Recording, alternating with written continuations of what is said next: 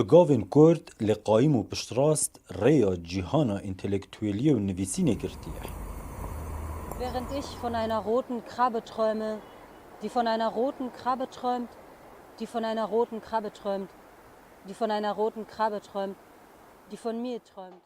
کاروشتها جدایگ بویا سال 1987 لزاخویه و لسال 1997 لگل مالباتا خواه کجبری آلمانیا دبه.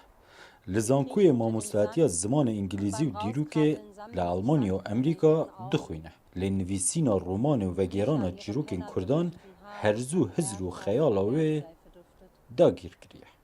Eule was بحثت fiktive.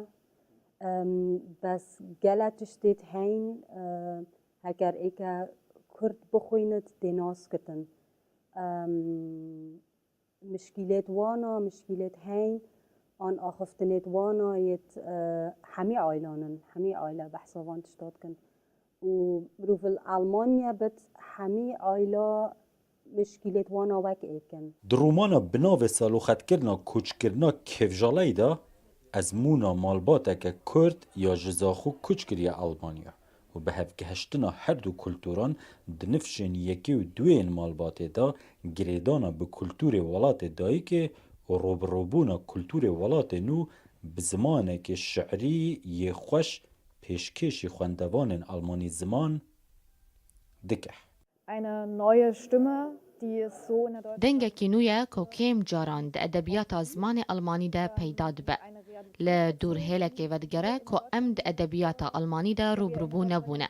ده همان دمه ده گلکی باش نویساندیه به زمانکی گلکی خوش گجالیکی و گلکی شعریه و به گلک وینیان کاردکه و بهیزه.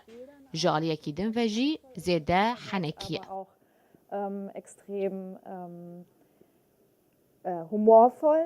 نویسکارا گنجا کرد آلمان سدم وگیرانا هلبجارتنا رومان بو فرم خواه نویسینه و هاتبش. ویت رومان با چکو او جیروکات بیج موضوعت از السرد آخوهم مروف نشد نشیدا دا بیجت آن سترانا دا آن جیروکت کرده. در رومانا کاروژ دا ناوین پرانیا کاراکتران کردینه. زانا، هیلین، بقی و عقید.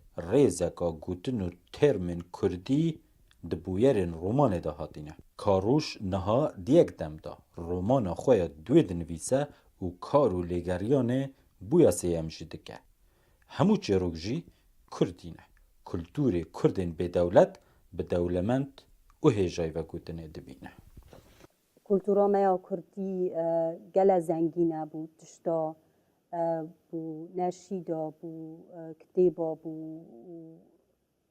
جیروکا میا کرداجی گل تشتی چه بین ویت مروف بحثافان تشتا بکتن حمید زانن مكتبة نفيسي وقال كيف وانا هاتي بس دايكو بابت من كتابة من نخواندينا ألمانيا وانا نوصا باشا حتى كتابة بخوينن كتابة ألماني برای ما هندک پارچه خواندین بس اوشی نحمی و راستی کسی نخواندیه چه سرد بیجن